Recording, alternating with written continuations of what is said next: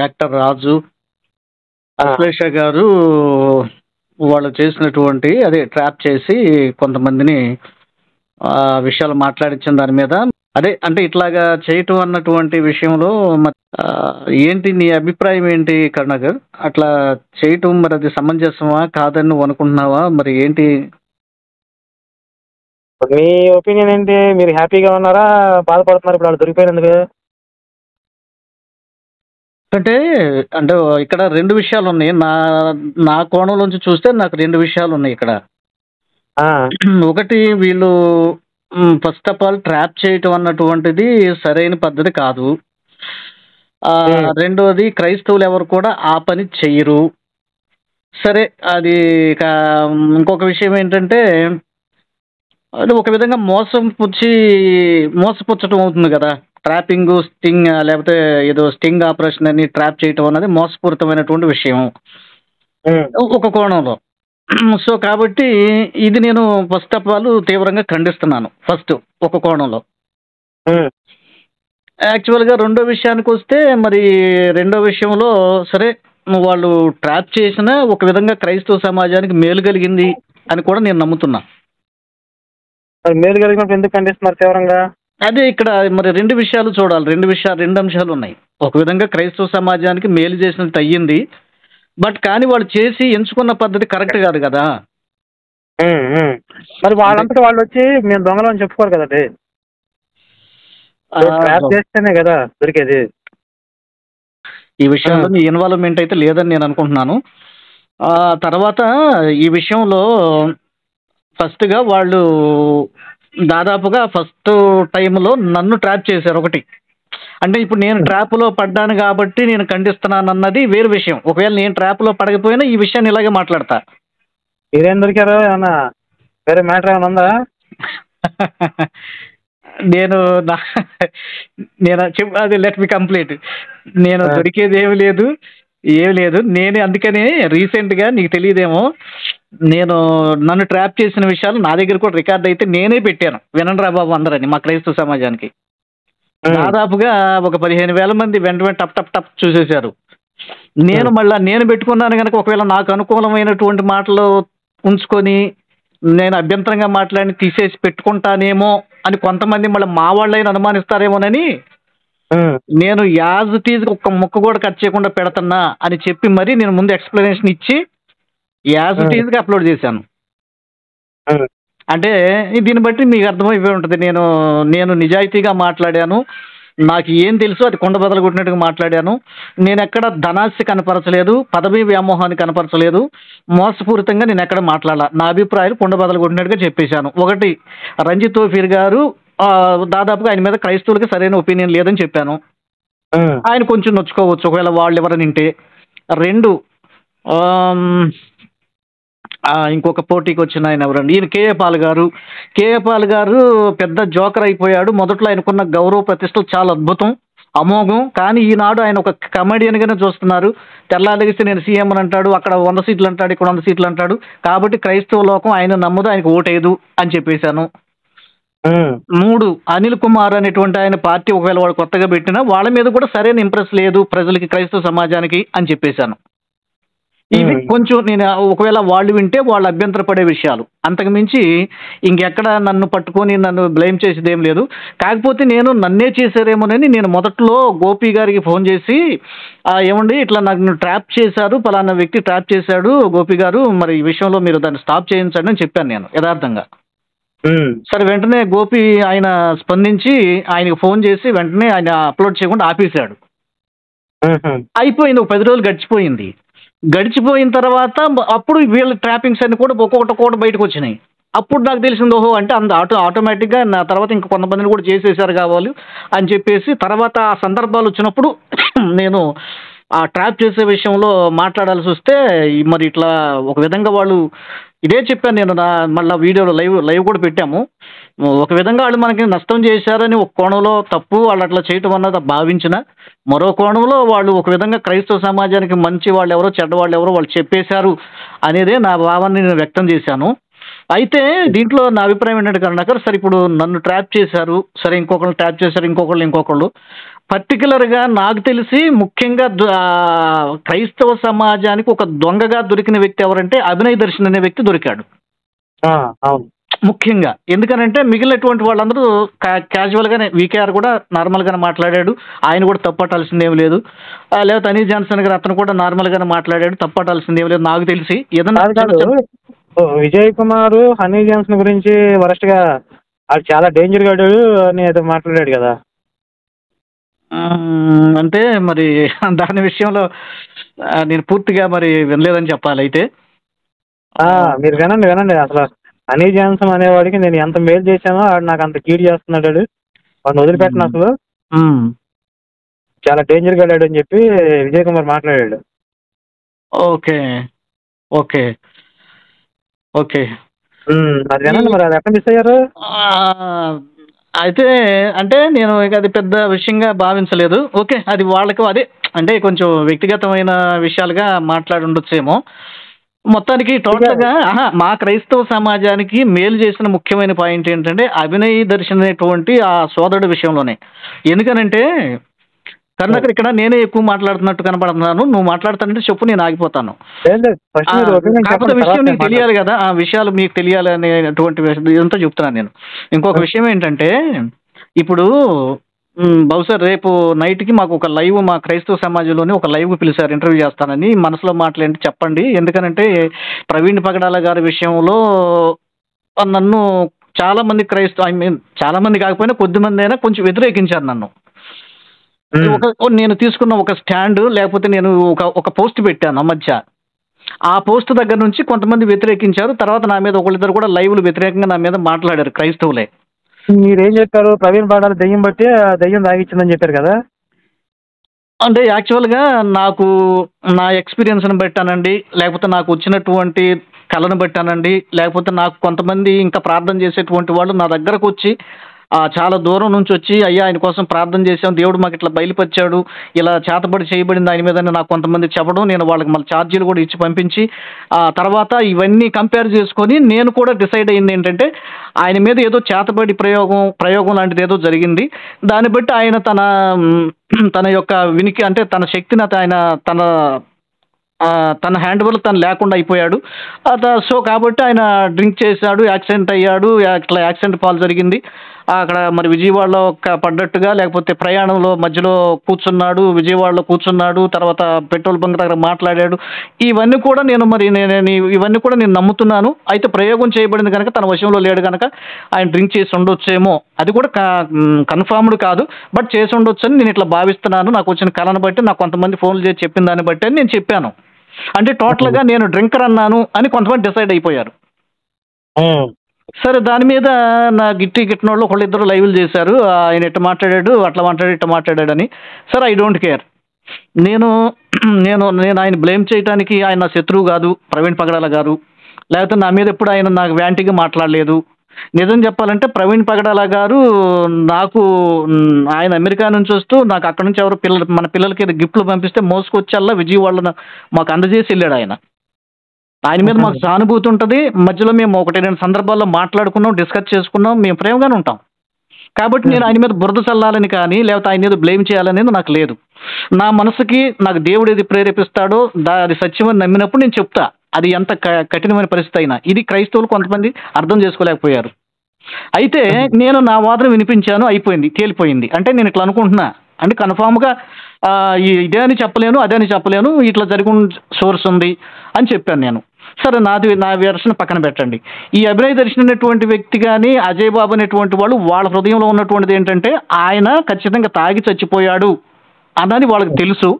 కానీ క్రైస్తవ సమాజంలో లీడర్స్‌గా ఉండటానికి క్రైస్తవ సమాజంలో ఏదో డబ్బులు సంపాదించుకోవడానికని లేకపోతే ఇంకేదన్నానండి. వీళ్ళు పైకి మాత్రం లేదు హత్యే అని మేము అరుస్తున్నాం అన్న ఆ సీక్రెట్‌ని వీళ్ళు ఛేదించారు స్టింగ్ ఆపరేషన్ ద్వారా. అందుకని వాస్తవంగా ఆ వ్యక్తి విషయంలోనే దొరికారు. క్రైస్తవ సమాజంలో ఉన్నటువంటి ఒక వ్యక్తి వీళ్ళు కరెక్ట్ కాదు అని ఇప్పుడు క్రైస్తవులందరూ కూడా వాళ్ళు దుమ్మెత్తిపోస్తున్నారు.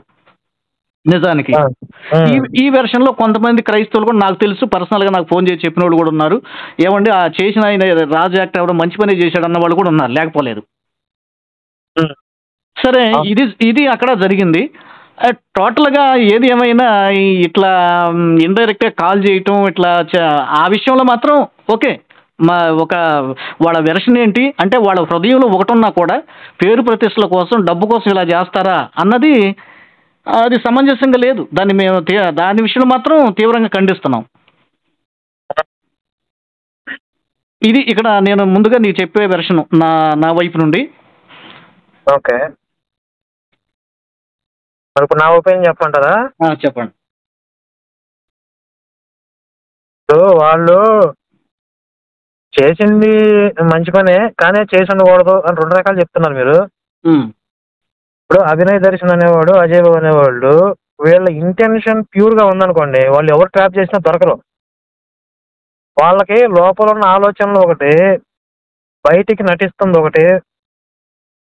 వాళ్ళు ఎంత దిగజారారంటే ఇప్పుడు ప్రవీణ్ పగడాల శవాన్ని అడ్డం పెట్టుకుని రాజకీయంగా ఎదుగుదాము అని వాళ్ళ ప్లాను. హ్మ్. వాళ్ళ రాజకీయ ఎదుగుదల కోసం లేని ఒక రగడని సృష్టించి జరిగిన యాక్సిడెంట్‌ని హత్య అని క్రియేట్ చేసి, ఆ హత్యని మాలాంటి వాళ్ళ మీదకి తోసేయాలి. మాలాంటి వాళ్ళని బలి చేయటమే కదా అమాయకుల్ని. ఇదే కదా వాళ్ళ ఉద్దేశం. వాళ్ళ మీద మీరు జాలి చూపించొచ్చా? వాళ్ళ రాజకీయ ఎదుగుదల కోసం, వాళ్ళ డబ్బు సంపాదన కోసం ఎదుటి వాళ్ళు బలి చేసి వాళ్ళ శవాల మీద ఎదుగుదాము, శవాల మీద పేలాలు ఏరుకుందాము అనేవాళ్ళు ఏ విధంగా మీరు వాళ్ళని సమర్థిస్తారు అసలు? సమర్థించడం అంటే వాళ్ళు కాల్ చేసి దొరికారు కాబట్టి చాలా మంచి పనే జరిగింది అనాలి. మళ్ళీ ఖండిస్తున్నాను, ఇది అభ్యంతరకరం అని అసలు రాకూడదు. ఇప్పుడు వాళ్ళ ఇంటెన్షన్ ప్యూర్‌గా ఉంటే వాళ్ళు ఎక్కడా దొరకరు. ఎంతమంది కాల్ చేసినా దొరకరు. ఇప్పుడు మాకు చేయమనండి, ఎవరు కాల్ చేస్తారో చేయమనండి. మేము ఈ ధర్మ పోరాటం ఎందుకు చేస్తున్నాం? మా లోపల ఒక ఎజెండా ఉందా? బయటికి చెప్తున్నది ఒకటా? మేము ఎప్పుడన్నా ఎక్కడన్నా మీరు ఎన్ని విధాలుగా టెస్ట్ చేసుకుంటారో చేసుకోండి. అంటే ఇక్కడ నేను నీ మాట కట్టొస్తున్నాను కరుణాకర్. ఈ విషయంలో యథార్థంగా మాకు క్రైస్తవ సమాజంలో, క్రైస్తవ్యంలో కొంతమంది నాయకులుగా ఉండి మీకు మీతో లేక మీలాంటి వారితో ఇప్పుడంటే ఐ మీన్ అపారప్రసాద్ గారనండి, లేకపోతే లలిత్ గారనండి, రాధామోహన్ దాస్ గారనండి, మరి మీలాంటి వాళ్ళతో ఢీ కొడుతూ లేకపోతే మీ పోస్టులను వ్యతిరేకిస్తూ లేకపోతే మీకు సమాధానాలు ఇస్తూ మాట్లాడేటువంటి నాయకులుగా ఉన్నవాళ్ళు కొంతమంది ఉన్నారు క్రైస్తవ సమాజంలో కూడా. వాళ్ళు కూడా ఎవరు ఇట్లాంటి ఇంటెన్షన్ లేదు వాళ్ళకి. ఇది కూడా మీరు గమనించాలి. అంటే క్రైస్తవులందరి మీద దీన్ని రుద్దొద్దు. ఇట్లా ఒకళ్ళిద్దరు ఉన్నారు. వాళ్ళ విషయంలో అయితే మాత్రం క్రైస్తవ సమాజం ఖచ్చితంగా వాళ్ళని వ్యతిరేకిస్తుంది. మేము కూడా దాని విషయంలో ఖండిస్తున్నాం. ఖచ్చితంగా మీతో ఈ విషయంలో ఏకీభవిస్తాం ఖచ్చితంగా. అదే కదా నేను చెప్తుంది. Yes. సరే, ఈ విషయంలో క్లారిటీ వచ్చింది ఒకటి. ఇప్పుడు లేటెస్ట్ ఈ షాలేం రాజు అనేవాడు ఈ మల్లెపూలు పెట్టుకునే స్త్రీల గురించి మాట్లాడాడు కదా, విన్నారు అది? విన్నారు కరుణాకర్. అది ఇప్పుడు చాలా మంది డిబేట్స్ కూడా జరుగుతున్నాయి ఛానల్స్ లో. అవునవునవును అవును. దాని మీద మీ స్పందన ఏంటి? నేను యాక్చువల్గా నేను ఏది మాట్లాడినా మా వాళ్ళకి కూడా కొన్నిసార్లు కోపం వస్తుంది. మరి అంటే ఈ విషయంలో కూడా నేను సాధారణంగా ఏది జరిగినా మాకు బైబిల్ నేర్పేది ఏంటంటే 2 వైపులా మనం ఆలోచించాలి. అంటే ఇప్పుడు తమ్ముడు తన్నోడైనా ధర్మం మాట్లాడాలన్నట్టుగా ఇప్పుడు ఒక ఇష్యూ జరిగిందంటే దాని కింద పైన చూడాలి, లేకపోతే వెనక ముందు చూడాలి అంటారు పెద్దలు. ఆలోచించాలి. సో దీంట్లో కూడా నాకు తెలిసి న్యాయబద్ధంగా నేను మాట్లాడాలంటే ఇది తర్వాత అయినా క్రైస్తవులు వింటారు, హిందూ సోదరులు కూడా వింటారు మన కాల్ రికార్డింగ్ అనేది. నేను వాస్తవంగా ఈ టాపిక్ మాట్లాడటానికంటే నేను పెద్ద ఇష్టపడలేదు. నేను అందుకని చాలా మంది అందరూ దాని మీద స్పందించేసి ఏదేదో పెట్టేశారు. కానీ సరే నేను ఎందుకంటే నేను ఏది మాట్లాడినా మా వాళ్ళకు కూడా కొంతమంది నచ్చదు. మరి ఇప్పుడు అవసరమైన టాపిక్ కదా. కరెక్టే. సరే నేను ఇక నువ్వు ఈ విషయం నువ్వు అడుగుతావని కూడా నేను ఎక్స్పెక్ట్ చేయలేదు. సరే నీ వైపు నుంచి ఇది వచ్చింది కనుక మరి నేను ధర్మంగా నా హృదయంలో ఉన్నది మాట్లాడుతున్నాను. నిజానికి ఈ విషయంలో క్రైస్తవులందరూ కూడా షాలేమరాజు గారు తప్పు మాట్లాడలేదు, తప్పు కాదు, తప్పు లేదు, ఆయన మాట్లాడింది రైటే అని దాదాపుగా క్రైస్తవులందరూ అలాగే వీడియోలు చేసిన వాళ్ళందరూ మాట్లాడారు. నేను దాదాపు చూశాను. అంటే కొంచెమే చూస్తూ ఉంటాను, అన్నీ అంత వినలేను. కానీ ఏదైనా నోటిఫికేషన్ వచ్చినప్పుడు లేకపోతే ఏదైనా చూస్తున్నప్పుడు చెక్ చేయడం చూశాను. వీకేఆర్తో సహా, తర్వాత అజయ్ బాబుతో సహా, తర్వాత హనీ జాన్సన్ గారు వాళ్ళతో సహా. కాదు కదా, మీ దృష్టిలో క్రైస్తవులు అంటే ఎవరు? వీళ్ళు వ్యాపారం చేసేవాళ్ళ? అంటే వీళ్ళందరూ కాస్తో బిజినెస్ మ్యాన్ కోస్తో పేర్లు చెప్తున్నారు. కాస్తో కోస్తో కాదు కాదు సమాజంలో మీరు కాదు కాదు కాదు కాదు కాదు. ఇప్పుడు క్రైస్తవం పేరుతో వ్యాపారం చేసే వాళ్ళ పేర్లు వాళ్ళు క్రైస్తవులు అనకూడదు. సాధారణ క్రైస్తవులు, కామన్ మ్యాన్స్ ఉంటారు చూడండి, వాళ్ళు ఎవరన్నా సమర్థించారో చెప్పండి. అంటే సోషల్ మీడియాలోకి వచ్చి కనపడేది వీళ్ళే కదా, క్రైస్తవ లేదు, ఒక పక్షంగా అమ్మాయి కానీ క్రైస్తవ సమాజంగా కానీ. ఒక అమ్మాయి మాట్లాడింది, షాలేం రాజు గట్టి పెట్టింది, క్రిస్టియన్. మీకు అవి ఇప్పుడు వీళ్ళు ఏంటంటే, ఇప్పుడు విజయ్ కుమార్ కానీ అజయ్ బాబు వీళ్ళేంటి, ఆడు బాగా సంపాదించాడు, కొంచెం సపోర్ట్ చేస్తే వాళ్ళ ఇసురుతాడేమని వీళ్ళ ఆశ. ఏమన్నా ఎముకలు దొరుకుతాయని కుక్కల్లాగా ఎదురు చూస్తున్నారు. అంటే సరే, నేను అనుకోవటం ఏంటంటే, సరే మంచి కానీ చెడు కానీ ఒక క్రైస్తవ పాస్టర్ గారు మాట్లాడారు కనుక దాన్ని సహజంగా పాస్టర్స్ క్రైస్తవులు సమర్థించటం అదే అదే ఇప్పుడు సమంజసమని నేను మీ అనుకుంటున్నాను. అందరికి ఇప్పుడు మీ క్రైస్తవం మొత్తానికి చుట్టుకునేది ఇది. సరే నేను తర్వాత చెప్తాను, మీరు మాట్లాడండి, మీరు చెప్పండి. ఇప్పుడు నా అభిప్రాయం ఇక్కడ నేను చెప్పాల్సి వస్తే, వాస్తవంగా నేను ఇక్కడ దీని విషయంలో కూడా నీకు మొదట ఏం చెప్పానో అట్లాగే దీని విషయంలో కూడా నాకు రెండు అభిప్రాయాలు ఉన్నాయి. రెండు వేసు నేను మంచి చెడు రెండు ఆలోచిస్తాను, దాని వెనక ముందు ఆలోచిస్తాను, ఆ వైపు ఈ వైపు రెండు వైపులు థింక్ చేస్తాను.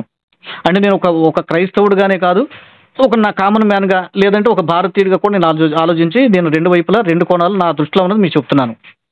సో మీరు అడిగారు కాబట్టి రేట్ చేశారు కనుక కనుక మీకు చెప్తున్నాను నేను. అయితే నేను ఇక్కడ అనేది ఏంటంటే, ఇప్పుడు ఆయన ఒకటి క్యాజువల్గా ఒక జరిగినటువంటి సంఘటన సోదాహరణంగా చెప్తూ, ఒక పాస్టర్ గారు ఇలా మాట్లాడాడు, ఇలా జరిగింది ఇలా జరిగింది అని చెప్పుకొచ్చాడు. ఒకటి అంటే పర్టికులర్గా ఆయన ఇంటెన్షన్, ఆయన ఏదో చెప్పాలి, ఆయన ఏదో క్రైస్తవేతరులు బాధపడాలి అన్నది కాదని నేను అనుకుంటున్నాను అంతవరకు. ఒకటి అసలు వాడు చెప్పే కథలన్నీ వాడు సృష్టించిన కట్టుకథలు, ఎక్కడ జరగదు అసలు. సరే, ఇక అది దేవునికి తెలియాలి. మరి ఆయన అయితే అట్లా చెప్పుకొచ్చారు కాబట్టి నేను ఒక సాధారణ పాస్టర్ గారిగా ఈ విషయంలో నేను ఆయన్ని తప్పు పట్టట్లేదు. ఒకటి. సరే, రెండో విషయం ఏంటంటే, అంటే ఆయన ఇంటెన్షన్ అది కాదు, లేకపోతే ఎవరో ఏదో చేసిన సంఘటన ఏదో ఉదాహరణకు చెప్పుకొచ్చాడు కాబట్టి అందుట్లో క్యాజువల్గా మాట్లాడేసాడులే, అది ఎవరినో ఇబ్బంది పెట్టాలి, అది ఎవరికో తగలాలి, ఎవరికో గుచ్చుకోవాలన్నది కాదనేది నేను అక్కడికి వరకు నమ్ముతున్నాను. ఒకటి. ఇక రెండో వెర్షన్లో నేను అక్కడ ఆయన ఆ వ్యాఖ్యల్ని కనుక ఒకవేళ సీరియస్గా మనం తీసుకుని, ఆయన కూడా సీరియస్గా తీసుకుని ఉంటే, ఆయన అక్కడ ఏం మాట్లాడాలంటే, బజారు మనుషుల్లాగా అనే పదం దగ్గర కనీసం లోకస్తుల్లాగా అని వాడుంటే అసలు ప్రాబ్లం ఉండేది కాదు. అంటే లోకస్తులు అంటే లోకంలో జీవించేవాళ్ళు, లోకానుసారంగా జీవించేవాళ్ళు, వాళ్ళు ఇష్టం వచ్చిన అలంకరణ చేసుకుంటారు. అలంకరణని వాడాలి. మళ్ళీ అలంకరణ విషయంలో క్రైస్తవులు కొన్ని నియమ నిబంధనలు పాటిస్తారు. కాటుగా ఆపేస్తారు, బొట్లు పెట్టుకోవడం ఆపేస్తారు, పూలు పెట్టుకోవడం ఆపేస్తారు, గాజులు పెట్టుకోవడం ఆపేస్తారు కొంతమంది. కాబట్టి లోకస్తుల్లాగా అంటే బాగుండేదేమో, బజారు మనుషుల్లాగా అని వాడకుండా ఉంటే బాగుండేదేమో అనేది ఒక అభిప్రాయం. నాకు డౌట్, మీరు లోకస్తుల్లాగా మూడు పిల్లలు కాపురం చేస్తారా? కాపురం విషయంలో కామనే, అలంకరణ విషయం ఖండించింది బైబిల్. కాపురం చేసే విషయానికి బైబిల్ ఖండించలేదు, అలంకరణ విషయంలో బైబిల్. నాకేం డౌట్ వస్తుందంటే, ఇప్పుడు పువ్వులు పెట్టుకుంటేనే దేవుడి కోపం వచ్చిద్దా అని మీకు రకరకాల డౌట్స్ వచ్చినప్పుడు, అసలు పిల్లలు పుట్టేసిన తర్వాత మళ్ళీ పిల్లలతో కలిస్తే దేవుడి కోపం వచ్చిద్దా అనే డౌట్ కూడా వచ్చి కదా నీకు. ఎలా నీకు అంత రంది ఏంది, అంత కక్కుర్తి ఏంది, పిల్లలు పుట్టారు కదా, మళ్ళీ ఈ కామం దానికి చెప్పాలంటే బైబిల్ దానికి కూడా ఆన్సర్ ఉంది. ఇప్పుడు నువ్వు అడిగిన దానికి కూడా యాక్చువల్గా ప్రార్థన చేసుకోండి. ఒకవేళ మీకు మనసు భార్యతో ఉండాలనిపిస్తే మళ్ళీ మీరు ప్రార్థన మీరు చేసుకోవటం ఆపి మళ్ళీ మీ భార్యతో. అది పౌలు దానికి ముందు పౌలు పెళ్లిళ్ళు కూడా వద్దన్నాడు, మరి అదేందుకు చెప్పరు? అది కూడా ఉంటది, అది నీ ఇష్టం అని చెప్తాను దాని విషయంలో. ఇప్పుడు పౌలు గారు నావలే ఉంటే మంచిది అన్నాడు, కానీ ఖచ్చితంగా ఆజ్ఞాపించలేదుగా. ఆజ్ఞ పరంగా చెప్పలేదు ఆయన, ఇలాగ చేయండి అని చెప్పలేదు ఆయన. నావలే ఉంటే బెటర్ అన్నాడు. పౌలు ఏమన్నాడు, ఎందుకు బెటర్ అన్నాడు? కామ తప్పులు ఒకట కంటే పెళ్లి చేసుకోవటం ఉత్తమం. అంటే మీరు కామంతో కటకట్లాడుతుంటేనే పెళ్లి చేసుకోండి అని చెప్పాడు. అవునా? అంటే మీకు పెళ్లి అంటే కామ. రెండో మాకు చతుర్విధ పురుషార్థాలు అంటే ధర్మార్థ కామ మోక్షాల్లో భాగస్వామి పెళ్లి. మీకు ఓన్లీ చేసుకోవటమే కాదు. లేదు, ఇక్కడ నువ్వు కొంచెం అపార్థం చేసుకున్నావు వాక్యాన్ని. ఇప్పుడు కామాతాప్తులు అవడం అన్నది వేరు, భార్యాభర్తలుగా కలిసి కాపురం చేసే విధానం వేరు. కామాతాప్తులు కావడం అంటే ఏంటి? వ్యక్తి కామముతో కామాతాప్తులు కావడం అని ఉంటది. కామ కాదండి, కామ కాదు, పొల్లు కాదు. అది కామ అంటే ఆ కామ అని అట్లా కాదు. కామ తప్పులగుట కంటే. ఆ, కామ తప్తులగట కంటే ఓకే కామం అంటాం కదా. ఆ, అదేలే. నువ్వు కామాలు పులులు పులు స్టాపులు చూడు, ఒక విషయం ఏంటో అర్థం చేసుకో. నేను కా- చెప్తున్నా అదే. కామ మీకు పెళ్లి అనేది కేవలం లేదు లేదు, దానికేగా. అబ్బే లేదు. అదే కదా వివాహము ఇప్పుడు మీరు అదే చెప్పింది. బైబిల్ మనకి ఆయన చక్కగా చెప్పాడు. వివాహము ఘనమైంది, పరిశుద్ధమైంది సంసారిక జీవితం. బైబిల్ పాన్పు చెప్పింది నిష్కలంకంగా ఉండాలని. ఆ, నెక్స్ట్ డైలాగ్ వివాహము పాన్పు వివాహము అన్ని విషయాల్లో ఘనమైంది. ఓకే, దీని ప్రకారముగా సాంసారిక జీవితం పవిత్రమైంది, మంచిది, అలాగే చేసుకోమన్నాడు, లేదన్నా అలాగ ఉండమన్నాడు, అది వేరే ఇష్యూ. కామతత్తులగటం అంటే కామతత్తులగటం అంటే ఏంటి? ఇంకా ఒక భార్య ఉంది, ఇంకా నలుగురు కావాలి, లేకపోతే అసలు వీడికి పెళ్ళే కాల, ఇంకా అమ్మాయిలు కావాలి, ఇది కామతప్తులు కావటం అంటే. కాబట్టి అట్లా వద్దన్నాడు. అయ్యో బైబిల్ విషయానికి వస్తే మాత్రం బైబిల్ చక్కగా మనిషిని ఎట్లా ఏ స్టేజ్లో నిలబెట్టాలో ఆ స్టేజ్లో చక్కగా నడిపిస్తుంది. అర్థమవుతుంది కానీ నాకు ఇంకా చాలా చాలా డౌట్స్ వస్తాయి. ఇప్పుడు నాకు అసలే క్యూరియాసిటీ ఎక్కువ కదా. ఇప్పుడు ఈ రకరకాల యాంగిల్స్ లో కూడా కొంతమంది ట్రై చేస్తూ ఉంటారు. ఇప్పుడు ఈ యాంగిల్ చేస్తే తప్ప, ఈ యాంగిల్ చేస్తే మీ దేవుడికి కోపం వచ్చిద్దా, అది కూడా మీ వాళ్ళకి డౌట్స్ రైజ్ అవుతాయా? అబ్బా, ఈ డీటెయిల్ ఇప్పుడు పువ్వులు పెట్టుకుంటే నిజానికి పువ్వులు పెట్టుకుంటేనే తప్ప అని క్వశ్చన్ వచ్చినప్పుడు అసలు ఇది ట్రై చేస్తే తప్ప, ఇలా చేస్తే మీ దేవుడికి కోపం వచ్చిద్దా? ఇప్పుడు ఆయన పడగదిలో కూర్చొని చూస్తా ఉంటాడు, ఇది ఎట్లా చేస్తున్నాడు అని చెప్పి. ఇప్పుడు ఎందుకంటే యోనా ఆడు ఆ రేతసు నేల విడిస్తే ఆడు పక్కన కూర్చొని చూస్తున్నాడు కదా, ఆడు కింద ఇడిచాడని చెప్పి చంపేశాడు కదా. అంటే కరెక్ట్గా ఈ యాంగిల్లో ఎలాగ మాత్రమే చేయవలను అని చెప్పి ఏమన్నా ఉందా బైబిల్లో? ఒకటి నేను ప్లీజ్ నీకు నా హంబుల్ రిక్వెస్ట్ ఏంటంటే, దయచేసి నా దేవుడిని నాతో మాట్లాడేటప్పుడు అవమానకరంగా మాట్లాడొద్దు ప్లీజ్. అవమానం కాదు, నేను జెన్యూన్ గా అంటే పెట్టుకుంటేనే ఇంత డౌట్ వచ్చినప్పుడు అంటే భగవంతుడు అనేటువంటి వాని దృష్టికి సమస్తము కనిపిస్తుంది. ఇప్పుడు మనం పిల్లకాయలు ఆ భగవంతు దృష్టిలో ఒక చీమలు లాంటి చిన్న పురుగులు లాంటి వాళ్ళం.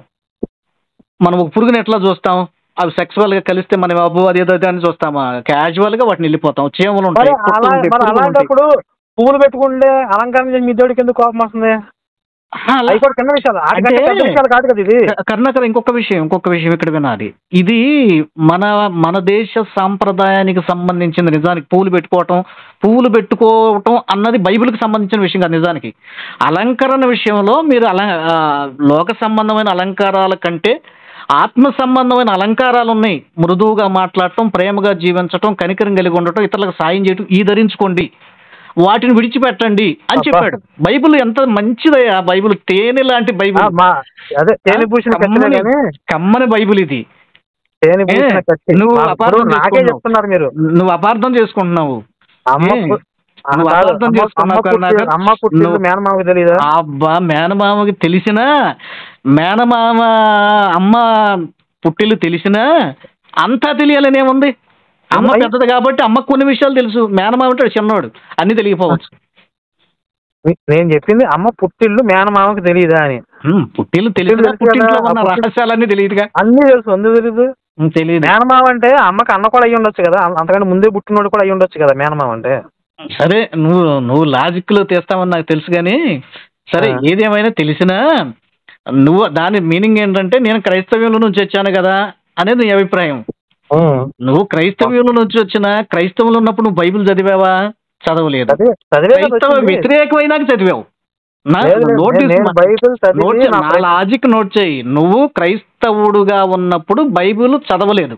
క్రైస్తవ్యం నుంచి బయటికి వెళ్ళిన తర్వాత నువ్వు బైబిల్ చదవలేదంటే బైబిల్ పూర్తిగా చదివావా?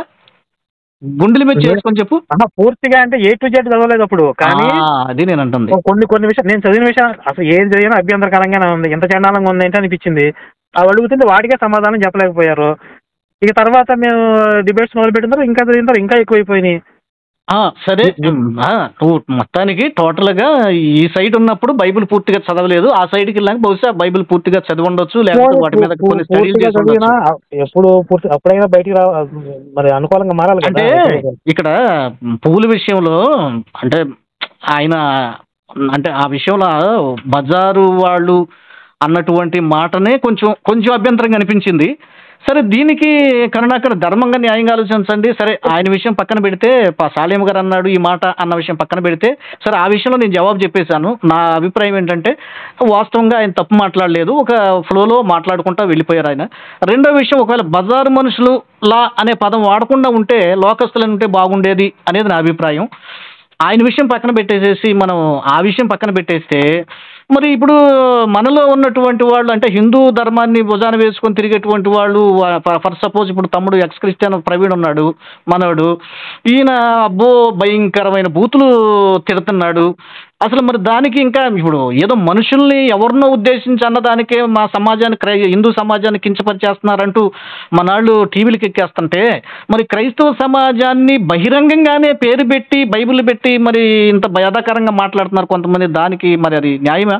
అది మీ ధర్మం అయినా అంటే మీ ధర్మం దాన్ని యాక్సెప్ట్ చేస్తుందా? ఒకళ్ళకి ఆ ఇంటికైతే అది సరిపోద్ది, మన ఇంటినంటే మాత్రం మనం ఊరుకోవద్దంటే న్యాయం కాదు కదా. అంటే ఇప్పుడు ఇలాంటి వాళ్ళు మాలాంటి వాళ్ళు ఏదో మాట్లాడుతున్నారు కాబట్టి షాలిం రాజు అక్కడ అలా మాట్లాడాడా? దానికి ఏమైనా సంబంధం ఉందా? లేదు లేదు లేదు, లేదు కదా. నేనైతే ఉందని నేను అనుకోవట్లేదు. మరి రెండు కలపొద్దు. ఇప్పుడు నేను లేకపోతే ప్రవీణ్ ఇంకొకళ్ళు లలిత్ గారు ఎవరో మేమందరం ఎందుకు మాట్లాడుతున్నాం, ఫస్ట్ మొదలు పెట్టింది ఎవరు, దీని మీద చర్చ పెడదాం, ఇది వేరే. ఫస్ట్ హిందుత్వాన్ని మీరు దూషించడం వల్ల ఈ సంస్థలు వచ్చాయా, పాస్టర్లు తిట్టడం వల్ల, లేకపోతే మేము స్టార్ట్ చేసిన తర్వాతే పాస్టర్లు తిడుతున్నారా? ఇది వేరే సబ్జెక్టు. దీని మీద కావాలంటే సెపరేట్గా చర్చ పెడదాం. ఒకవేళ ఎవడ తప్పని తేలితే వాడికి గుండు కొట్టించి ఊరేగిద్దాం గాడిద మీద, ఓకేనా? కానీ షాలేం రాజు గారు మాట్లాడింది దీనికి అసలు సంబంధం లేదు. వాడు మత ప్రచారంలో, నేను ఇంతకుముందు కూడా చెప్పాను, వాడు ఎంతసేపు కూడా బ్రెయిన్ వాషింగ్, వాడి చేతిలోంచి ఎక్కడ జారిపోతారో అని భయం. మొన్న కూడా ఒక పాస్టర్ పిల్లలు చచ్చిపోతే దాన్ని కూడా వాడు వ్యాపారానికి వాడుకుంటున్నాడు. మీ ఇంట్లో ఎలా జరిగినా కూడా మీరేం విశ్వాసం కోల్పోవద్దని చెప్తున్నాడు. ఆడేమో వాళ్ళ అక్క చచ్చిపోయిందని చెప్పి ఈ దేవతలు నిజం కాదని చెప్పి మతం మారిపోయాడంట. మరి క్రైస్తవుల పిల్లలు చచ్చిపోతేనేమో మతం మారకూడదంట. అది మీకు ఆ డబుల్ స్టాండర్డ్స్ అర్థమవుతున్నాయి మీకు అసలు? వాడి విషయం ఏంటి చెప్పండి. ఇప్పుడు కనుక మీరు షాలేం రాజు గారిని సమర్థిస్తే ఏ పాస్టర్ కూడా మత ప్రచారాలకు వెళ్ళలేడు. ఇప్పటికే తిరగలేకపోతున్నారు. ప్రతి పాస్టర్ దీనికి సమాధానం చెప్పాలి. ఆడెవడు ఆ చెగోడి గాడు వచ్చి మీరేం చేసుకుంటారో చేసుకోండి, మా వాడు మాట్లాడింది కరెక్టే అంటున్నాడు. ఇప్పుడు షాలేం రాజు గారు ఎక్కడో దొరకకుండా లోపల ఎక్కడో కూర్చుంటాడు కాబట్టి వాడికి ప్రాబ్లం లేదు అని చెప్పి నోటికొచ్చిన అలా మాట్లాడితే రోడ్ల మీద తిరిగే పాస్టర్లు ఈపులు పగులుతాయి. దానికి సమాధానం ఆడే చెప్పాలి. రేపు పొద్దున మేమే 10,000 మంది 1,00,000 మందిని వేసుకెళ్ళి ఆయన రోడ్డు మీద లాక్కొచ్చి గొడ్డలో తీసి కుక్కను కొట్టాడు కొడతాం షాలేం రాజు గారిని. నన్నేం బెగలేదు అనుకుంటే. వింటున్నారా? వింటున్నాను కరుణాకర్, వింటున్నాను. ఇప్పుడు హిందూ సమాజం స్త్రీల అలంకరణ గురించి, అలవాట్ల గురించి, ఆచార వ్యవహారాల గురించి వాడు వాడు బతికెంత. వాడు హిందుత్వంలో ఉంటే అనాకానికి పనికిరాని వెధవాడు. మనం ఒక మంత్రం చెప్పాడు, ఆ మంత్రసాధన చేశానని చెప్పి ఇన్ని అబద్ధాలు చెప్పుకుంటూ తిరిగే వెధవాడు. వాడు హిందూ ఆడవాళ్ళ గురించి, మహిళల గురించి అంత దారుణంగా మాట్లాడతాడా? దాన్ని మీరు ఎట్లా సమర్థిస్తారు? వాడిని కుక్కను మీ యేసును కొట్టినట్టు కొట్టే రోజులు దగ్గరలో ఉన్నాయి వాడికి. అంటే ఆయన హిందూ స్త్రీలను ఉద్దేశించి హిందూ అని పర్టికులర్ గా మాట్లాడలేదు. పూలు ఎవరు పెట్టుకుంటారండి? పూలు ఎవరు పెట్టుకుంటారు? దేవుడికి పూజ చేసేటప్పుడు కూడా అలంకరణకి పువ్వులు ఆడతారు. చిన్న చిన్న పిల్లలు 4 సంవత్సరాలు 3 సంవత్సరాలు చిన్న చిన్న పిల్లలకు కూడా పూలు పెడతారు. అంటే అది కూడా వాళ్ళు కూడా దాని కూడా సెక్స్ కోసం పెట్టుకుంటున్నారు. అసలు నా కొడుకు ఏం తెలిసి మాట్లాడుతున్నాడు? అంటే దీని విషయంలో మరి కొంచెం మీరు అపార్థం చేసుకుంటున్నారేమో కరుణాకర్. అలా అపార్థం కాదండి, పువ్వు కేవలం దానికోసమేనా? చిన్న చిన్న పిల్లలు ఎందుకు పెట్టుకుంటారు? క్రైస్తవ పిల్లలు పెట్టుకుంటారు, ముస్లిం పిల్లలు పెట్టుకుంటారు. ఎంతో మంది పెద్ద పెద్ద 60-70 ఏళ్ళు వచ్చిన వాళ్ళు పెద్దవాళ్ళు పెట్టుకుంటారు. పువ్వులు అంటే కేవలం దానికేనా? పువ్వులు పెట్టిన వాళ్ళందరూ బజారు వాళ్ళ. వీళ్ళ అమ్మమ్మ కూడా పూలు పెట్టినారు కదా ఈ మీ మతంలోకి రాకముందు. అప్పుడు వాళ్ళు బజార్లో తిరిగిన వాళ్ళు ఆ బజార్ వాళ్ళకి పుట్టాడు.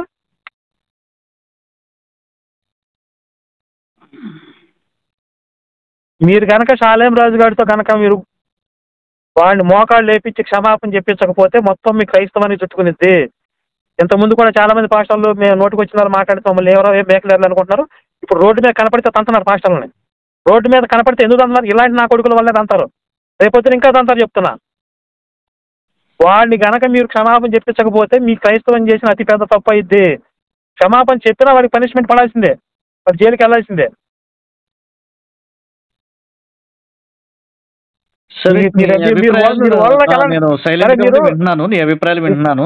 మీరు సరే, మీరు వాళ్ళలోకి వెళ్ళి మీరు ప్రచారం ఇప్పుడు ఇప్పుడు కరుణాకర్ నేను రోజుకి అదే మళ్ళీ వచ్చిందల్లా అడుగుతున్నాను. మాట్లాడి మీరు వాళ్ళలోకి వెళ్ళి ప్రచారాలు చేయండి, ఎట్లా చేస్తారు చూద్దాం. సరే కరుణాకర్, నేను మళ్ళీ అదే అడుగుతున్నాను. ఒకవేళ మీ దృష్టిలో ఆయన ఏదో తప్పు మాట్లాడాడని మీరు భావిస్తున్నారు, కానీ అట్లా భావించబాకండి అనేది నా వెర్షన్.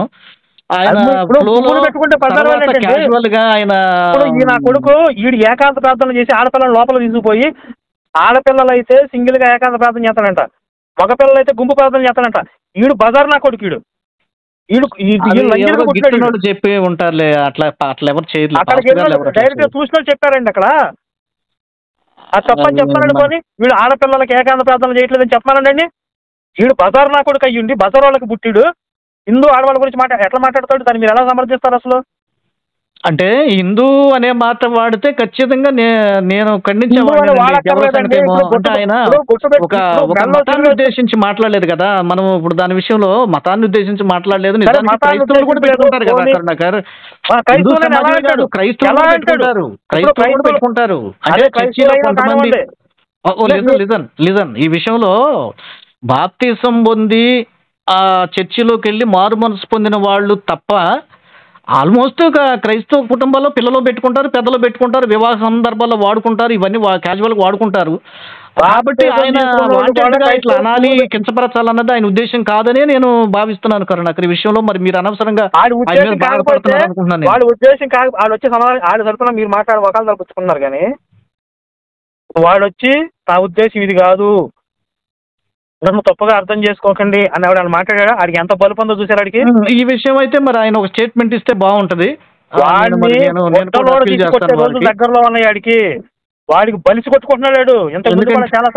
చాలా సార్లు మాట్లాడాడు, ఆ దేవుడి గురించి మాట్లాడాడు. నేను కౌంటర్లు ఇచ్చిన వీడియోలు ఉన్నాయి చూడండి. ఉత్తి పుణ్యానికి ప్రతిరోజు చర్చిలో విషయం కట్టమేవాడు. వాడికి రోజులు దగ్గరలో ఉన్నాయి ఆడికి. వాడి సంగతి పక్కన పెట్టండి, మొత్తం మీ క్రైస్తవాన్ని చుట్టుకుని ఒక్క పాస్టర్ కూడా వాళ్ళలో ప్రచారాలు చేయలేడు ఇక్కడ చూడండి. సరే, మీరు మా ధర్మం అంటారు. ఇది ఒకవేళ ఒక వ్యక్తి ఎవరో ఏదో మాట్లాడాడు అన్నదని మీరు అపార్థం చేసుకుని అందరి మీదకి వెళ్ళి దాడి చేయడం తప్పు కదా. వ్యక్తి అనట్లేదు, మీరేమంటున్నారు? మా పాస్టర్లు అందరూ సమర్థించారని చెప్తున్నారు. ఒక వ్యక్తి ఒపీనియన్ అంటే వీళ్ళకి కూడా అదే ఒపీనియన్. వీళ్ళ ఒపీనియన్ అని కాదులే, మామూలు క్యాజువల్ గా ఆయన ఉద్దేశం కాదనే పాస్టర్లు అంటున్నారు. నేను అదే అన్నాను, ఆయన కూడా వాళ్ళ ఉద్దేశం కూడా ఇదే, కానీ మేము ప్రత్యేకించి హిందూ స్త్రీలని వాడలేదు, హిందువుల కోసం వాడలేదు, లేకపోతే ముస్లింల కోసం వాడలేదని వాళ్ళు అంటున్నారు. ఇప్పుడు సిలువ వేసుకునే వాళ్ళందరూ వేసిలా అంటాను, నేను మతం పేరు చెప్పను, సరిపోతా? సిలువ అంటే అది అచ్చంగా ఒక మతానికి సంబంధించింది కదా. ఎట్లా అయిద్దండి? అంతే కదా, సిలువ అనేది క్రైస్తవులుగా క్రైస్తవులు ధరిస్తారు, పువ్వులు అనేది అలా కాదు కదా, పువ్వులు అందరూ పెట్టుకుంటారు కదా.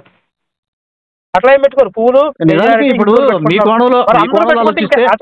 కోణంలో ఆలోచిస్తే ముస్లింలు కూడా ఆయన్ని తిట్టాలి, లేకపోతే క్రైస్తవులు కూడా ఆయన మీద మాట్లాడాలి కదా. మీరైనా మాట్లాడండి, నన్నైనా మాట్లాడేవాడి. క్రైస్తవులు కూడా పూలు పెట్టుకుంటారు అన్నారు, అది ఇంకా పెద్ద తప్పు. ఇప్పుడు ఆ సంఖ్య పెరుగుతుంది కదా, హిందుత్వంలో ఉన్న స్త్రీల గురించే కాకుండా క్రైస్తవంలో ఉన్న స్త్రీల గురించి కూడా మాట్లాడాడు. అప్పుడు ఏం చేయాలి? క్రైస్తవంలో ఉన్న స్త్రీలు వాడిని బట్టలు తీసి రోడ్డు మీదకి లాక్ రావాలి. మరి ఆ పని మీరు చేస్తారా చేయరా? సరే, ఇక ఆ విషయంలో అయితే కాదు, మతం గురించి మాట్లాడట్లేదు అని తప్పించుకుంటున్నారు, కానీ ఆడవాళ్ళ గురించి మాట్లాడాడు. ఇక మతం కూడా అవసరం లేదు అసలు, ఆడవాళ్ళ గురించి మాట్లాడాడు. వాళ్ళు ఏ మతంలో ఉన్నా సరే స్త్రీ జాతి గురించి మాట్లాడాడు. స్త్రీలు ఇష్టంగా పూలు పెట్టుకుంటారండి, పసుపు రాసుకుంటారు, ఎవరు వాళ్ళకు కొన్ని అలవాట్లు ఉంటాయి, వాళ్ళకు కొన్ని ఇష్టాలు ఉంటాయి. ఆ పూలు పెట్టుకున్న అందరూ బజార్ వాళ్ళు అంటే బహుశా నా ఉద్దేశం ఏంటంటే, ఒక నిమిషం నన్ను మాట్లాడినవు ఈ మాట మీద. ఇప్పుడు ఒకవేళ బజారోళ్ళు అనే మాట ఒకవేళ ఆయన ఎందుకు వాడారంటే, ఒకవేళ వాడుంటారు అదే ఆ విషయం చెప్పినప్పుడు ఆ మాట ఎందుకు ఆయన ఆ ఫ్లోలో అట్లా వదులుంటారంటే, మేబీ ఇప్పుడు కామన్గా సాంసారికబద్ధంగా చేసుకునే వాళ్ళు, పూలు వాడుకునేవాళ్ళు, భార్య భర్తలు లేకపోతే ఇవన్నీ పసుపు రాసుకునే ఈ కాదులే, కానీ కొంతమంది కొన్ని మూవీస్లో కానీ కొన్ని సందర్భాల్లో ఈ కాస్త ఈ వేష విధానంలో జీవించే వాళ్ళు ఆ పూలు పెట్టుకొని కాస్త పురుషులను ఆకర్షించడానికి అట్లా చేస్తూ ఉంటారు కదా. దా ఉద్దేశంతో ఒకవేళ ఆయన అట్లా వాడి ఉంటారేమో. అయితే ఇప్పుడు చర్చిల్లో కొంతమంది పాస్టర్లు అక్రమ సంబంధాలు పెట్టుకుంటున్నారు, పిల్లల్ని లైంగిక వేధింపులు రేపులు చేస్తున్నారు. ఇప్పుడు చర్చిలన్నీ లంజుల కొంపలే అంటాను నేను. అప్పుడు సరిపోయిందా? మరి లేదు, దానికి ఆ ప్రూఫ్ చూపించాలి కదా. ఇప్పుడు నేను చెప్పిన ప్రూఫ్ చెప్పాను నేను. ఇప్పుడు భజేందర్ సింగ్ అనేవాడు మొన్న చిన్నపిల్లల మీద రేప్ చేసి దొరికిపోయాడు, పెద్ద పాస్టరాడు. అది అది ఫైనల్ అయింది, కోర్టులో జడ్జిమెంట్ లో ఉందనుకుంటా కదా. శిక్ష పడిపోయింది దానికి. శిక్ష పడిందా? సరే, మీకు ఎన్ని కావాలి చెప్పండి. ఇప్పుడు పాస్టర్లు రేపులు చేసినవి ఎన్ని కావాలి మీకు చెప్పండి. క్యాథలిక్స్ చర్చీస్ లో ఈ పని చేశారంటే నేను యాక్సెప్ట్ చేయలేదు. ఇప్పుడే మీకు ఒక చిన్న వీడియో క్లిప్ పంపిస్తున్నాను చూడండి. ఇప్పుడు జస్ట్ లైన్ లో ఉండండి. కాదు కరుణాకర్, సరే పంపించు, నా మాట వింటూ పంపించు. నేను అనేది ఏంటంటే చర్చెస్ అనేటువంటివి అతి పవిత్రంగా క్రైస్తవుడు భావిస్తాడు. ఇప్పుడు హిందూస్ కూడా వాళ్ళ టెంపుల్స్ ని అతి పవిత్రంగా భావిస్తారు. ఒక్క నిమిషం ప్లే చేస్తాను, ఆడియో వస్తుంది ఏనండి.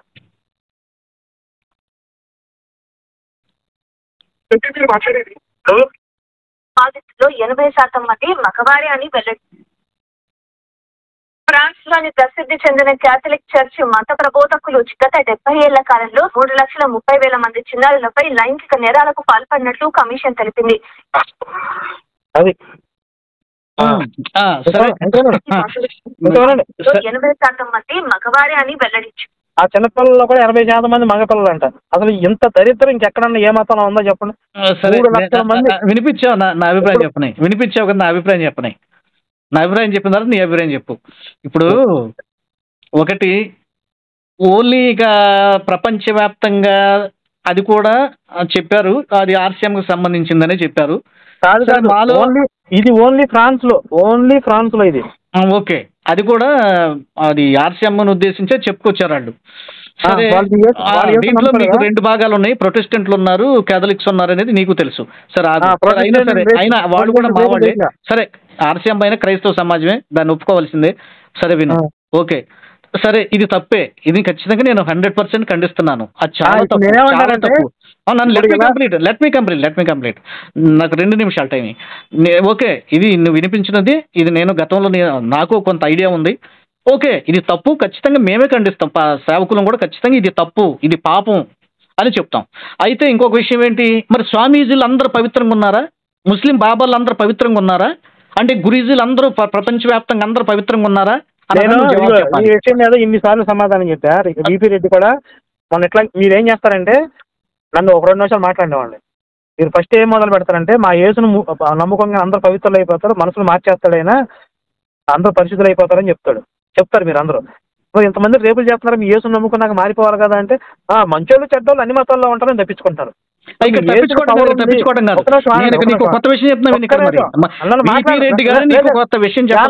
జాన్ బాబు గారు ఒక నిమిషం, నేను మాట్లాడిన కంప్లీట్ అయిందని చెప్తే తర్వాత మీరు మాట్లాడండి. ఇప్పుడు వింటున్నారా? యేసును నమ్ముకుంటే మారిపోతారని మీరే చెప్తారు. దొంగలు మారిపోతున్నారు, వ్యభిచారులు మారిపోతున్నారని చెప్తారు మీరు. మరి అలాంటి వాడిని నమ్మినప్పుడు వీళ్ళందరూ ఎందుకు రేపిస్టులు అవుతున్నారంటే, అన్ని మతాల్లో మంచోళ్ళు చెడ్డోళ్ళు ఉన్నారు, మళ్ళీ అన్ని మతాలకు అప్లై చేస్తారు. అంటే మీ యేసు కూడా, ఆయనకు కూడా పవర్ లేదు, అన్ని మతాల్లో ఉన్నట్లు మంచోళ్ళు చెడ్డోళ్ళు ఉంటారు, ఆయన నమ్మినంత మాత్రం ఏం ఉపయోగంలో ఉండదని చెప్పాలి. కానీ మీరు మొదలు పెట్టడం అలా మొదలు పెడతారు. సరే, నేనేం చెప్పానండి దీనికి, మీరు అక్కడి నుంచి జారిపోయారు. ఒకటి. రెండోది, ఇప్పుడు మా హిందుత్వానికి ప్రతినిధులు అంటే నేను జారిపోలేదు, నేను ఆన్సర్ ఇస్తా తర్వాత. సరే, మా హిందుత్వానికి ప్రతినిధి పీఠాలు అంటే శంకరాచార్యుల వారు స్థాపించిన 4 జగద్గురు పీఠాలు, ఇప్పుడు చిన్నజీయ స్వామివారి లాంటి వ్యవస్థ ఉంది, లేకపోతే కంచి పరమాచార్యులు, అది 5వ పీఠం శంకరాచార్యుల వారు స్థాపించింది అంటారు. ఇంకా పరంపరాగతంగా వస్తున్నటువంటి సాంప్రదాయక పీఠాలు ఉన్నాయి. కొన్ని తరాలు ఎలాంటి పొల్యూషన్ లేకుండా చక్కగా వాళ్ళు సంప్రదాయాలను పాటిస్తూ ధర్మ ప్రచారం చేసుకుంటూ వస్తున్నారు. అంతేగాని కాషాయం రంగు బట్టలు వేసుకున్న ప్రతి ఒక్కడు హిందుత్వానికి ప్రతినిధి కాదు. ఎవడో ఏదో రంగు బట్టలు వేసుకుని ఏదో చేశాడు, వీడు హిందుత్వానికి ప్రతినిధి ముడిపెట్టవద్దు. ఇప్పుడు మీకు ప్రపంచంలో మొదలైంది క్యాథలిక్ క్రైస్తవం, తర్వాత మీరు నిన్నగాక మొన్న వచ్చిన ప్రొటెస్టెంట్లు. మీరు మీ చరిత్ర తిప్పికొడితే 400 సంవత్సరాలు లేదు. 2000 సంవత్సరాల చరిత్ర ఉన్న క్రైస్తవ మతంలో 1500 సంవత్సరాల చరిత్ర కలిగింది క్యాథలిక్స్. వాళ్ళని మీరు తప్పు, వాళ్ళకి క్రైస్తవ సంబంధం అనడానికి మీరు సరిపోరు ఫస్ట్. అసలు ఫస్ట్ రైట్ ఉన్నటువంటి క్యాథలిక్సే ఇన్ని రేపులు దారుణాలు చేస్తున్నప్పుడు ఇక్కడ వాళ్ళని నువ్వు పూర్తిగా తీసుకొచ్చి రాంగ్ స్టేట్మెంట్ చేసావు. వాళ్ళని తీసుకొచ్చి క్రైస్తవులు అనే విషయం దగ్గర కంప్లీట్ చేయాలి. మిస్ అయిపోతున్నాను. నోట్ టర్న్ చేసుకోవాలి నేను నీకు జవాబు చెప్పడానికి. ఏం వాళ్ళని చెప్పేది తీసుకొచ్చి ఫోన్ అయిపోయింది. హిందుత్వంలో ఎవరో రంగు బట్టలు వేసుకున్నారు, వాళ్ళతో మీరు ఎలా కంపేర్ చేస్తారు? మీరు కంపేర్ చేస్తే హిందుత్వంలో ఉన్న సాంప్రదాయక పీఠాల్లో ఇంత కఠినమైన నియమాలు ఉంటాయో, ఆ సాంప్రదాయక పీఠాలు ఎంత ఉత్తమంగా ఉన్నాయో వాటితో కంపేర్ చేయండి. రంగు బట్టలు వేసుకున్నారు హిందుత్వం అక్కడ ఉన్నారు ఇక్కడ ఉన్నారు అని చెప్తారేంటి? అరే మరి స్వామీజీలు అంటే వాళ్ళకి హిందుత్వానికి సంబంధం స్వామీజీలు లేదా? అంటే ఎవరండి? ఇప్పుడు వాళ్ళు స్వామీజీలు శంకరాచార్య కాదా? అంటే వాళ్ళు అరే హిందూ ధర్మంలో చెప్తాను లేరా? హిందూ ఇప్పుడు ధర్మాన్ని నమ్ముకోలేదా? హిందూ గురువులు కాదా? పూజింపబట్టలేదా వాళ్ళు? లేకపోతే హిందువులు మీకు ఆయన అసలు కొలవట్లేదు, తెలుగులో దేవుడు అని చెప్పానా? కొలవట్లేదా? నేను హిందీలో చెప్పానా? నేను మీకు హిందీలో చెప్పానా తెలుగులో చెప్పానా? మీరు పర్టికులర్ గా 4 తీసుకొస్తే మేము కూడా నలుగురు కాదు, తీసుకొస్తాం. సాంప్రదాయక కొన్ని తరాల నుంచి వస్తున్నటువంటి పీఠాలు అని చెప్పాను నేను.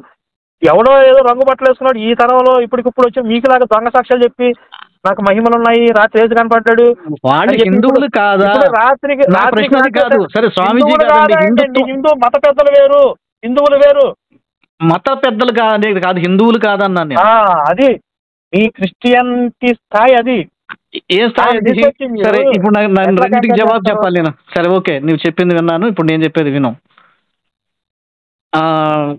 ఒకటి ముందు క్రైస్తవుల విషయంలో మహా తిప్పు కొడితే మీకు 300-400 సంవత్సరాలు ప్రొటెస్టెంట్లకి అంటున్నావు. దానికి వయసుతో సంబంధం 300-400 కాదు, నీతిగా న్యాయంగా పరిశుద్ధంగా వాక్యానుసారంగా బైబిల్కి దగ్గరగా జీవిస్తున్న ప్రొటెస్టెంట్లే అనేది ప్రొటెస్టెంట్ల భావం. ఆర్సీఎంలో వాళ్ళు దాదాపుగా విగ్రహారాధన చేసినట్టే చేస్తారని సాధారణంగా ప్రొటెస్టెంట్లు వాళ్ళు విమర్శిస్తారు. మీరు తప్పు చేస్తున్నారు, విగ్రహారాధన చేస్తున్నారు, మరియమ్మ తల్లి కానీ ఇంకోటైనా అలా చేయొద్దని చెప్తారు. సో వీళ్ళకి సరిగ్గా మారు మనసు లేదనే భావన కూడా వీళ్ళు కలిగి ఉంటారు ప్రొటెస్టెంట్లు. ఒకటి ఆ వెర్షన్లో దాదాపుగా లెట్ మీ కంప్లీట్, నువ్వు వినమన్నావు. సో కాబట్టి ఈ వెర్షన్లో ప్రొటెస్టెంట్లు అయినటువంటి వాళ్ళని నువ్వు తీసుకురావాలి. ఒకటి నువ్వు కథలక్ష్యం తీసుకొచ్చావు కాబట్టి ఇక్కడ నువ్వు ఇందాక అక్కడ స్వామీజీ పీఠాధిపతులు తీసుకొచ్చి స్వామీజీలు ఎర్రబట్టలు వేసుకున్న వాళ్ళంతా దాని కింద చెల్లుబాటు కాదన్నావు. అట్లాగే కథలిక్స్ తీసుకొచ్చి దీని కింద చెల్లుబాటు చేయాలని చెప్పదు. ఎందుకంటే మేము మారుమూసి ప్రకటించేవాళ్ళం. ఇప్పుడు నీ మధ్య ఉన్న వాళ్ళు మేమెవరు? మా గురించి మాట్లాడు. మీ మధ్య ప్రకటిస్తున్న వాళ్ళు మేమెవరు? ఇప్పుడు మీరేం చెప్తున్నారంటే పరంపరాగతంగా సాంప్రదాయకంగా వస్తున్న పీఠాలను పక్కన పెట్టి చిన్నవాళ్ళని తీసుకొస్తున్నారు. కానీ క్యాథలిక్స్ ప్రొటెస్టెంట్లు కంపేర్ చేస్తే మీకంటే సీనియర్స్ వాళ్ళు, ఫస్ట్ రైట్ ఉన్నోళ్ళు, విషయం కాదు అక్కడ అసలు. వాళ్ళతో మీకు సంబంధం లేదు. ఎందుకంటే మీరు పోటీ పడుతున్న మాతో మాట్లాడుతున్నది ఎవరు? క్యాథలిక్స్ కాదు, ప్రొటెస్టెంట్స్ ఏం మాట్లాడుతున్నాం కాదండి. ఇప్పుడు అయితే పీటీ సుందరరావు కొడుకు ప్రసన్న బాబు అమ్మాయిలతో చేసింది ఆ వ్యాపారం ఏంటండి? ప్రొటెస్టెంట్ కదా? Let me complete. ప్రొటెస్టెంట్ కదా?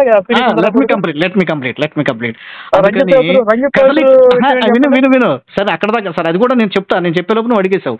నేను కథలిక్స్ అనేటువంటి వాళ్ళు పక్కన పెట్టేసాయి అంటే నువ్వు ఇందాక ఎట్లా పీఠాధిపతులు పక్కన పెట్టాలి, దాంతో పోల్చొద్దన్నారు. హలో వాయిస్ కట్ అయిపోతుంది.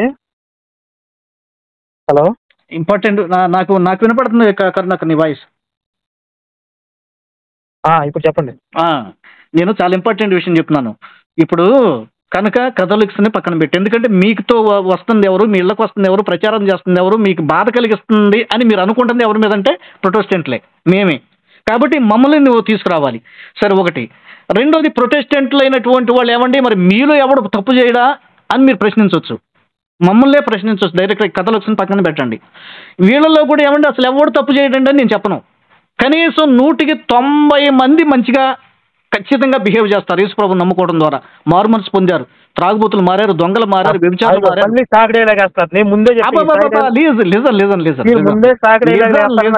నేను దానికి జవాబు చెప్పాను. దీంట్లో కూడా అసలు లేదని చెప్పలేను నేను.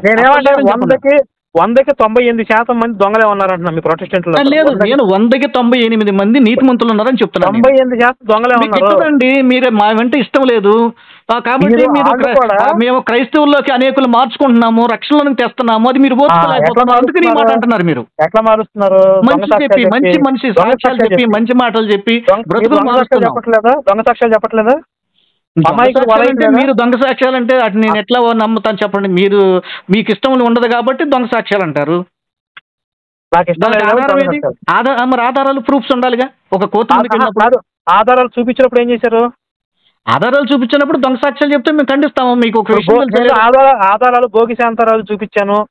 తర్వాత ఈ ఒలివేరు పాస్టర్ మంత్రగాడు అని చెప్పిన దాంట్లో చూపించాను. తర్వాత మృత్యుంజయ ఆ, కలవరి సతీష్ పట్టుకొచ్చాడు తిరుపతిలో, తిరుపతి పూజారి కొడుకునని చెప్పాడు. ఇట్లా వీళ్ళందరూ అంటే దొంగలు ఓకే, దొరికిపోయారు. మీరు ఒక ఎపిసోడ్ గా మీ ఛానల్లో పెట్టుంటారేమో. ఇంత చిల్లర మతం, ఇంత చెప్పు. రెప్కా అక్క ఉంది, నన్ను ముక్కలుగా నరికారు, ఊపిరితిత్తుల్లో గొడ్డలు దిగిపోయిందని చెప్పింది. మొన్న ఒక ఆవిడ పేగులు తీసి కడిగారు, బకెట్లు వేసి కడిగారని చెప్పింది. ఇవన్నీ అన్ని చిల్లర సాక్ష్యాలు, దొంగ సాక్ష్యాలు కదండి ఇవన్నీ. దొంగ సాక్ష్యాలు ఉంది, వాళ్ళ అనుభవాలు చెప్పారా? మీరు దొంగ సాక్ష్యాలని అనవసరంగా మీరు బాధ పెడతా, మమ్మల్ని బాధ పెడతాం తప్పితే ఏం లేదు అక్కడ. అంటే ఇప్పుడు సరే, నువ్వు నమ్మట్లేదు, నువ్వు నమ్మడం 80 సార్లు జరగలేదంటావా? సరే, వాళ్ళు ఓ పని జరగకుండా అసలు పూర్తిగా కట్టుగా తల్లారంటావా? ఓ పని చేయండి అయితే, అక్కడ ఏమి లేకుండా కట్టుగా తల్లారా? మీ ఊపిరితిత్తుల్లో గొడ్డలు దిగబడేదాకా ఒకసారి నరికించుకోండి ఒకసారి. అదే అది దేవుడు ఒక్కొక్కరు చేస్తాడు కర్ణాకర్. సరే మీరు కూడా ఏదో చేపించుకోండి. అరే నేను చెప్తుంది విను. మీరు ఏదో ప్రతి ఒక్కడికి జరగాలని రూల్ లేదు. ప్రతి ఒక్కడికి అదే జరుగుతుందా? అది జరగదు. వాళ్ళ విశ్వాసాన్ని బట్టి జరుగుతాయి. ఇంకో చోట వేయించుకోండి గొడ్డలే. ఇప్పుడు యేసుప్రభు వారు జీవించిన కాలంలో ముగ్గురు బ్రతికించాడని ఉంటది. ఇంకా మరి ఎంతమంది చచ్చిపోలేదు, అందరం బ్రతికించలేదు యేసయ్య, రాసిలేదే. అదే ఇప్పుడు దేవుడు ఎవరు కనికరిస్తాడు, వాళ్ళు కనికరిస్తాడు. నేను అందుకే ఏం చెప్పాను, ఇప్పుడు ఇలాంటివి తప్పించుకుంటా మీ ఐక్యూ లెవెల్స్ ఇంతే ఉంటాయి నాకు తెలిసే. ఇప్పుడు భోగి శాంతారావు అనేవాడు విత్ ప్రూఫ్స్ తో సహా వాడు చెప్పిన దొంగ సాక్ష్యాన్ని బయట పెట్టాను. మీరేం చేశారు అప్పుడు? విత్ ప్రూఫ్ తో సహా అంటే ఇప్పుడు మరి భోగి శాంతారావు గారితో మాట్లాడాలిగా. మీరు మాట్లాడారా? మరి మీరు తప్పు మాట్లాడారా? నేను మాట్లాడి ఫోన్ కాసేపు మాట్లాడి ఫోన్ కట్ చేసాడు. నేనేం ప్రూఫ్స్ చూపించాను? వాడు ఏం చెప్పాడు? వాడు కట్టిన బిల్డింగ్ కూలిపోయింది, పని మనిషి వచ్చి ఒక వెలుగొచ్చింది, పని మనిషి నాకు వచ్చి దేవుడు నమ్ముకోమని చెప్పింది.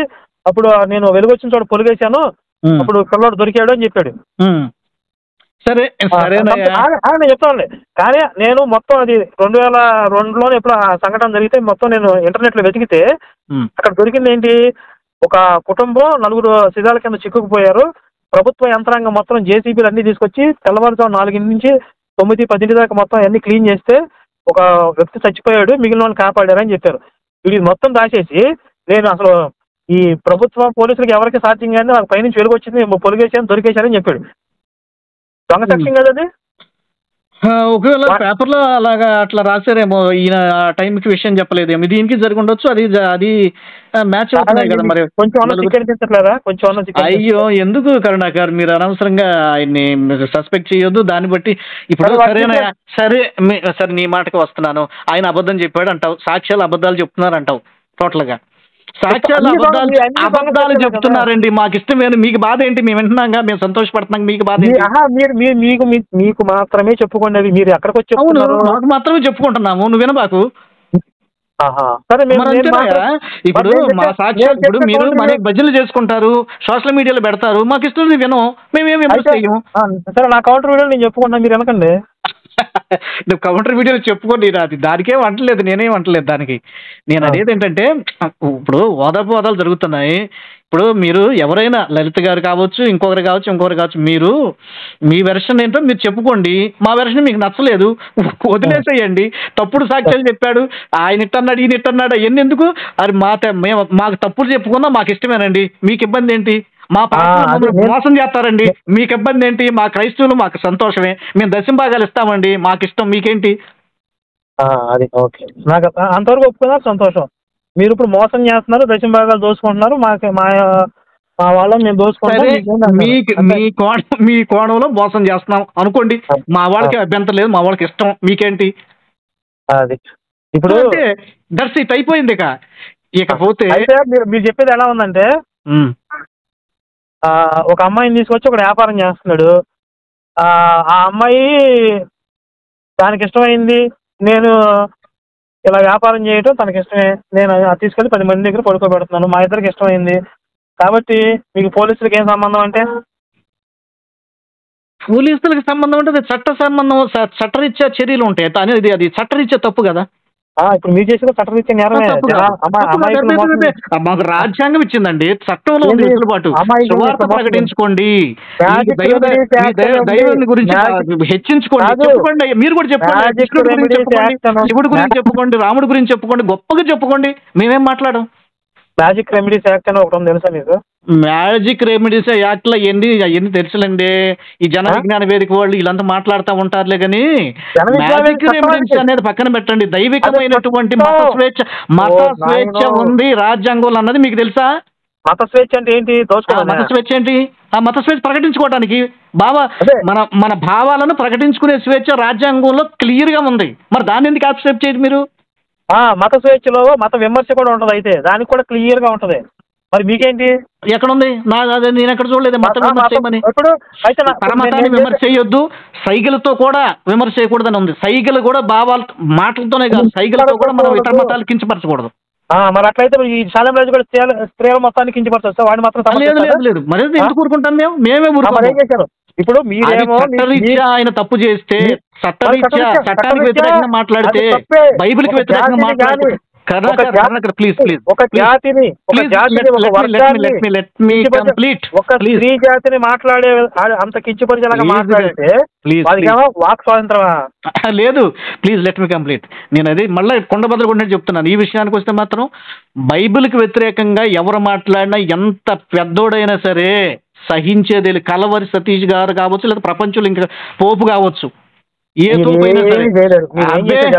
మేము అంటే చేయలేరంటే ఖచ్చితంగా మేము మా కంఠాన్ని విప్పి ఇది తప్పు అని చెప్తానంటున్నాను. అంటే ఆ నేను కొట్టొస్తాను చంపొస్తానని కాదు, ఖచ్చితంగా తప్పుదే ఖండిస్తాం.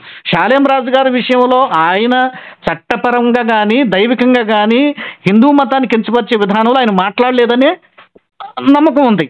కాకపోతే నా వ్యక్తిగతమైన అభిప్రాయం నేనేం చెప్పానంటే బజారు అనే పదం వాడకుండా ఉంటే బాగుండేదని నేను అభిప్రాయం చెప్పాను.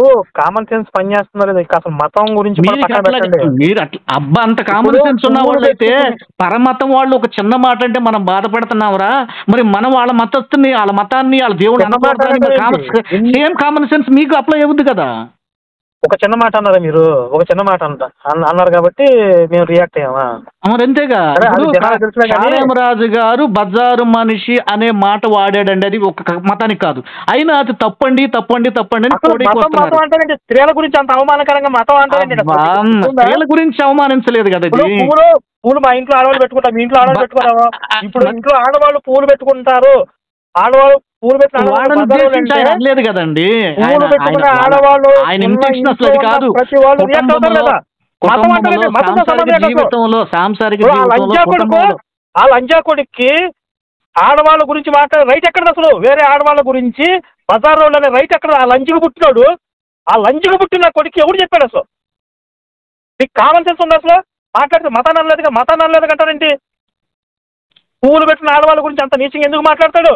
చిన్న చిన్న పిల్లలు పూలు పెట్టుకుంటున్నారు, ఈడు లంజులు పుట్టినాడు, వీడికి లంజులు కొన్ని ఆలోచనలు అన్నీ ఉంటాయి కాబట్టి లోకం అంతా అదే అనుకుంటారా? పెళ్లి కాకుండా పుట్టిన ప్రతి ఒక్కడు లంజుకు పుట్టినాడు. అయితే వాక్ స్వాతంత్రం అంటే అందరికీ ఉంటుందండి. అలా కాదు, నువ్వు అనవసరంగా ఆయాసం తెచ్చుకోబాకయా. ఆయన పాపం ఇంటెన్షన్ అనలేదయా. అది నేను విన్నాను కరుణాకర్, నేను విన్నాను. కాదు కరుణాకర్, నేను విన్నాను. ఆయన ఇంటెన్షన్ అది కాదు, ఎవరినో బాధ పెట్టాలన్నా. ఆడు బయటకు వచ్చి ఆడు బలిసి ఇంట్లో కూర్చుని ఆడు ఇంటెన్షన్ అది కాదు, మీరు ఎట్లా చెప్తారు? ఆడు బయటకు వచ్చి చెప్పమన్నాడు, నేను చెప్తున్నా, లేకపోతే మీరు పాస్టర్లు వాళ్ళు ఎట్లా ప్రచారం చేస్తారో చూస్తాం. ఇక మీరు సమాధానం వాడితో చెప్పించండి.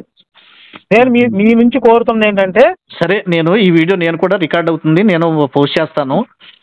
వాస్తవంగా ఆయన అభిప్రాయం ఆయన బయటకు వచ్చి ఇంకా చాలా బాగుంటుంది, చూద్దాము. మరి అయితే మేమందరం అయితే వాస్తవంగా మరి మా అభిప్రాయంలో అందరిని ఆయన ఉద్దేశించి తప్పుగా మాట్లాడలేదు, ఆయన ఇంటెన్షన్ అది కాదని భావిస్తున్నాము. సరే, ఏదేమైనా మీకు బాధ కలిగింది అంటున్నారు కాబట్టి బాబు నేను అట్లా కాదు, నా ఇంటెన్షన్ ఇదేనా ఆయన ఒక చిన్న స్టేట్మెంట్ బయటకు వచ్చేస్తే సరే చాలా బాగుంటుంది. సరే, కానీ మీకు నేను చేసే అప్పీల్ ఏంటంటే, ఈ రాజు ఈ బూచి చూపించి ఎవరో ఒకరు అన్నదానికి అందరిని బాధ్యులు చేసి అందరి మీదకి తగాదాలకు వెళ్ళటం లేదా? అందరూ సపోర్ట్ చేస్తున్నారు కదా. సపోర్ట్ ఏమి లేదు, తప్పు అంటే తప్పు ఉంటే తప్పు ఖండిస్తాం, అది తప్పు కాదు కదా. ఇప్పుడు ప్రచారానికి వచ్చిన పాస్టర్లను పట్టుకుని శాలేం రాజు ఇలా మాట్లాడాడు, దీని మీద మీ ఒపీనియన్ ఏంటని అడుగుతాం. ఉమ్, వాళ్ళు ఏం ఒపీనియన్ చెప్తారు కదా, మేము కూడా సమర్థిస్తున్నాం అంటే వాళ్ళకి ఏ విధంగా సన్మానించాలో ఆ విధంగా సన్మానిస్తారు. ఉమ్, లేకపోతే వాళ్ళకి గట్టి పెట్టేవాళ్ళు గట్టి పెడతారు. ఉమ్, ఆడు నేను నా నోటికి వచ్చింది వాగేసి నేను తప్పించుకుంటానని ఎవరు ఏం బేకలేరు అనుకుంటే ఆయన ఏ విధంగా బయటికి రాకోవాలో ఆ విధంగా లాక్కొస్తామండి. ఆడికి పోయే కాలం దగ్గరకు వచ్చింది ఖచ్చితంగా. సరే.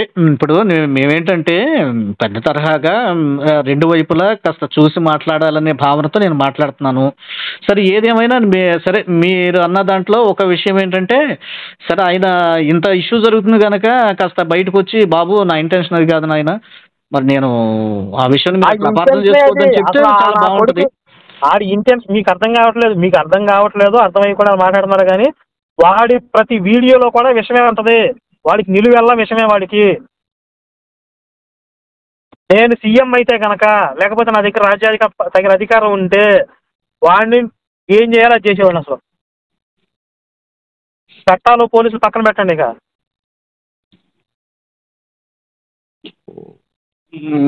నాకు ఒక్కొక్కసారి అనిపిస్తుంది మీలాంటి వాళ్ళందరూ బుద్ధి చెప్పడానికి నాకు ఒక్కొక్కసారి పొలిటికల్ పవర్ అవసరం అనిపిస్తుంది. నేను అక్కడికి వచ్చేదాకా చేసుకుంటారు మీరు. అంటే అభినయ దర్శన్ లాగానే హిందూ నాయకత్వం వహిస్తూ మెల్లిగా నువ్వు కూడా రాజకీయ నాయకుడు కావాలనుకుంటున్నావు అనమాట.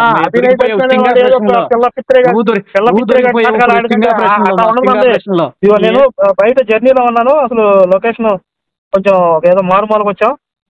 మళ్ళీ మాట్లాడతాను నేను ఈ విషయం మీద అవసరం అయితే. ఇంతవరకు ఈ కాల్ ముగిద్దాం. గంట అవుతుందండి. ఓకే ఓకే కరుణాకర్, సరే ఒక గంట అవుతుందిగా. సరే, మళ్ళీ ఇంకోసారి మాట్లాడదాంలే మరి. మాట్లాడదాం. Okay, right right right.